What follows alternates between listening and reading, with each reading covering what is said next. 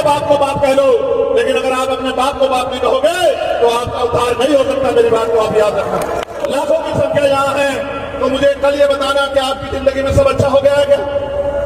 सब अच्छा तब होगा जब आपका राज आएगा। और मुझे कड़वे शब्दों में कहना है, महाराज जी यहाँ बैठे, महाराज जी किसी और का सत्संग होता है, ऐसी व्यवस्था होती कि पत्ता नहीं हिलता। ये प्रशासन के लोग हमारी हैसियत नहीं समझते। मैं प्रशासन से भी ये कहता हूँ, याद रखना, अगर अगली बार जब सत्संग होगा और व्यवस्था अच्छी नहीं हुई तो चैन से सोने नहीं दूंगा आपको। मेरी बात को अच्छी तरह दिमाग में कोई गलतफहमी मत रखना, कोई गलतफहमी मत रखना। ये मत समझना कि रविदासियों का सत्संग है और इसकी हैसियत हमारी हैसियत ऐसी है कि जब दिल्ली में गुरुवर तो टूटा था तो हमने दिल्ली के तख्त को 24 घंटे में हिला दिया था। हमारी हैसियत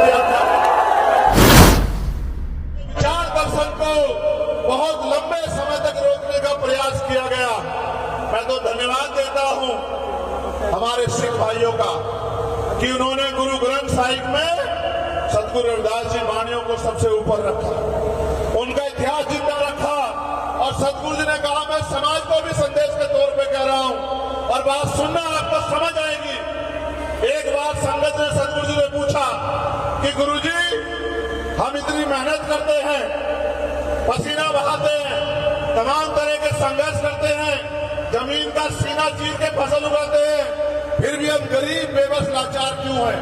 तो सतगुरु जी ने कहा, तिरुपत एक से सुख सूता, सपनों भयो भगा भिकारो, अचरज रात बहुत दुख पायो, सोबत भई हमारो। इसका मतलब ये है कि इस देश में हमारे जो पूर्वज थे वो सुख शांति से अपने जीवन को जीते थे, राज में जीते थे। लेकिन जिसे सपने में आदमी सो जाए, उसका सामान चोरी हो जाए, इस तरह बाहरी आक्रमण यहाँ हुआ और हमारा राजपाट हमसे छीन लिया गया।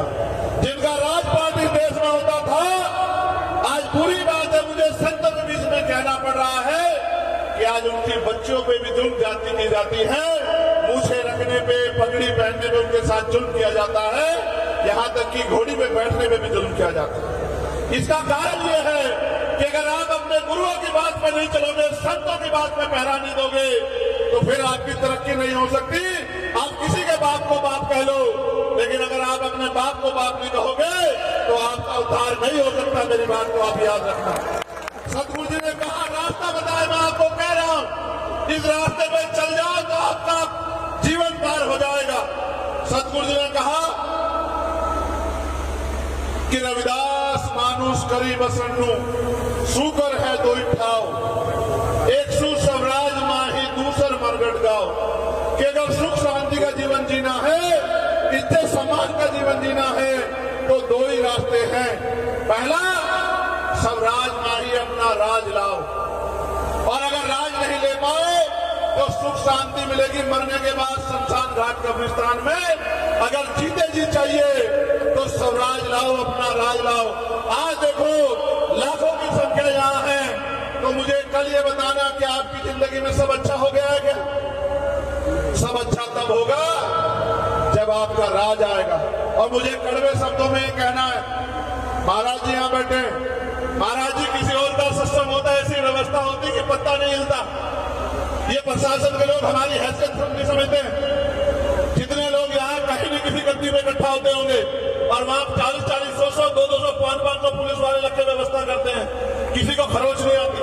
और यहाँ तो अगर ये हमारे पहरेदार ना हो आपके, तो यहाँ रास्ते भी बंद हो जाएंगे।